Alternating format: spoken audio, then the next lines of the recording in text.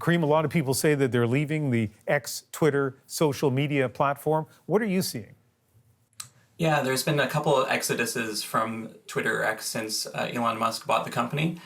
When they gutted their trust and safety team, a lot of people started to leave there. When he started to platform some of the extreme voices that had been removed from the platform, you had a few more people leaving. And now this recent phenomenon with people choosing to leave in part because of the way he's using the platform and the perceptions that he's very close to the new administration. Yeah, and with that in mind, among the people leaving are celebrities. So, for example, the actress Jamie Lee Curtis, who quoted the Serenity Prayer in her farewell post, and the author Stephen King, who wrote, 11 years, man, it really changed, grew dark. And that from someone who knows a thing or two about dark. Shanna, from your perspective, how has X changed? I think it's changed immensely. And I think that as soon as Musk took over and effectively removed productive forms of content moderation, we saw increases in hate and harassment across the board. And I think it ultimately became a space that, while for a very long time was vital for conversations to happen globally, all of a sudden almost became not worth it because of the kinds of harassment that people were encountering on a daily basis. Yeah, I mean, there's still a lot of positive stuff on X. You know, an infectious disease doctor recently posted about the measles vaccine here in Canada, and I think like 150,000 people saw that post, which, you know, you think probably has a good impact. But Shanna, you decided to leave X. Why? I held on for as long as I could because for a long time I really appreciated the ways in which I could learn from a lot of different people on Twitter. And it was a place where a lot of my learning around social movements and social justice movements happened. So it was important for me to be there. All of a sudden, it feels like it just turned into this place where I was getting useless information. The algorithm was promoting things that were pretty irrelevant to my interests. And I was seeing a lot of shadow banning of the things that I actually wanted to think about and learn about. And then I think for me, the last straw was ultimately just waves and waves of hateful online discourse and being promoted by Musk himself on his own profile, and just thinking, you know, this isn't worth it. I'm supporting something that I don't believe in. And quickly, Shanna, can you define for people who don't know what shadow banning is?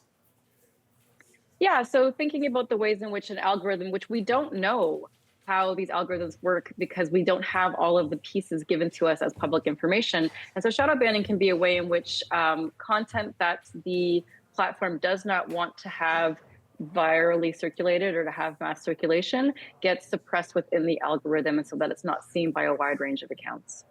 Yeah, so I'm still on X, and yesterday I made a post asking people if they were leaving, why, where they were going. Last time I checked, more than 1,300 replies, so the algorithm liked that post. Some of the people are staying, like this person. Twitter, they write, is also an easy way to applaud or critique politicians, businesses, other organizations all have handles. Here's the second one. Hi, Ian. I'm not leaving right now, but I'll be on Blue Sky soon. One thing I struggle with about leaving altogether is it just becomes an echo chamber here without a variety of viewpoints and political views. I definitely won't be paying X for a check mark for that. And so there is a way to stay on X and not have to pay anything, though you don't get the same advantages and protections as someone who does pay. Kareem, do you worry that if a lot of people leave because of what they consider extreme views, then X will become an echo chamber for those with extreme views? Yeah, and you know, the beauty of it for so long was that it was this really circus-like atmosphere where you could kind of dip in and be exposed to a variety of views along a really broad range, but not be limited to necessarily one ideology.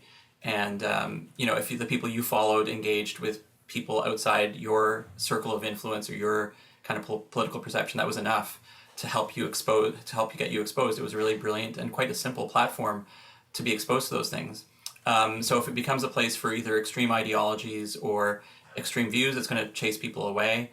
That incidentally might not be against Elon Musk's interest, might be helped by having the kinds of ideas that are being discussed on that platform being consumed by people in the US administration, which he now has a role in.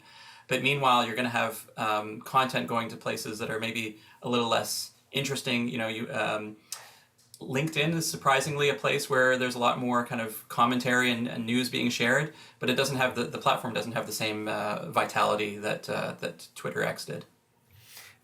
Shanna, you know, it's funny, we kind of give a lot of power and have a lot of faith in these social media platforms. They have transformed in many ways conversations among people.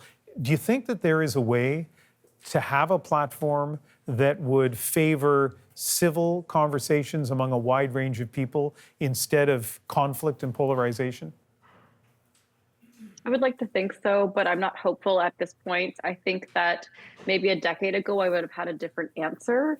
But I think because these platforms are capitalist in nature, they want to make money, and they make money by engaging us through our emotions. And sometimes that's by showing memes that make us laugh that we want to share with people, but sometimes it's also about sowing fear and anger and promoting hate. And we know that that is a way in which the platforms can make money, and they're not going to stop doing that. And we don't have enough regulation or enough will in some places, like certainly the next 4 years in the US, to regulate that level of divisiveness that is shaping our society. And perhaps before we could have said, oh, it's just one way that communication is happening. But I would say it's really deeply informing the way that we actually communicate and see the world right now.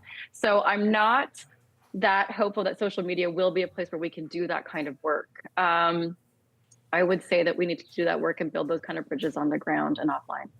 Yeah, this is a really important conversation, and I thank both of you for taking part in it this evening. We'll keep talking, so thanks to both of you. Thanks so much. Thank you, Ian.